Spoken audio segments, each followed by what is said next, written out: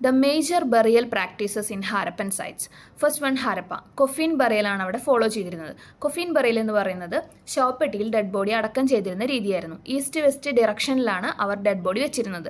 R37 and H cemetery എന്ന് പറയുന്നത് അവിടെ നിന്നും ലഭിച്ചിട്ടുള്ള എവിഡൻസസ് ആണ്. രണ്ടാമത്തെയാണ് Mohenjodaro. Complete burial, fractional burial, post cremational burial, ഇങ്ങനെ 3 ബറിയൽ സിസ്റ്റംസ് ആണ് അവിടെ ഉണ്ടായിരുന്നത്.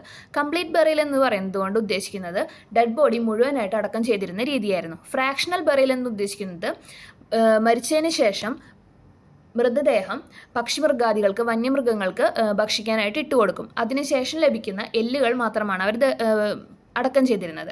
മൂന്നാമത്തെയാണ് പോസ്റ്റ് ക്രമേഷൻ രീതി. പോസ്റ്റ് ക്രമേഷൻ എന്ന് ഉദ്ദേശിക്കുന്നത് ദഹിപ്പിച്ചതിന് ശേഷം കിട്ടുന്ന ചാരം അടക്കം ചെയ്തിരുന്നതിനാണ് പോസ്റ്റ് ക്രമേഷൻ എന്ന് പറഞ്ഞിരുന്നത്.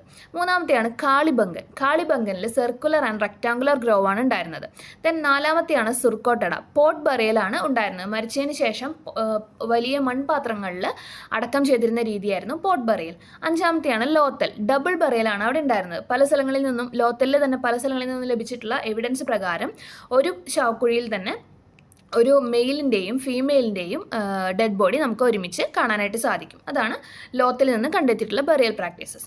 അപ്പോൾ ഇത്രയേ ഉള്ളൂ. Thank you all. And video ഇഷ്ടമായെങ്കിൽ ലൈക്ക് ആൻഡ് ഷെയർ ചെയ്യണം ആൻഡ് സബ്സ്ക്രൈബും ചെയ്യണം.